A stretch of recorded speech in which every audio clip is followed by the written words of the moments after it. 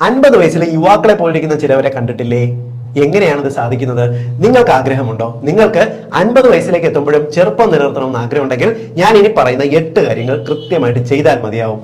ഏറ്റവും പ്രധാനമായിട്ട് ദിവസവും 9000 സ്റ്റെപ്പുകൾ നടക്കാനായിട്ട് ശ്രമിക്കുക. അതായത് ഏറ്റവും കുറഞ്ഞത് 4 കിലോമീറ്റർ എങ്കിലും ഒരു ദിവസം നടക്കാനായിട്ട് ശ്രമിക്കുക. പകല് വെറുതെ കിടന്നുറങ്ങുന്ന ഒരു ശീലം ഒഴിവാക്കുക. ഇത് നിങ്ങളുടെ ശരീരത്തിന്റെ മെറ്റബോളിസം കൂട്ടി നിർത്താൻ സഹായിക്കുകയും നിങ്ങൾക്ക് ചെറുപ്പം നിലനിർത്താൻ സഹായിക്കുകയും ചെയ്യും.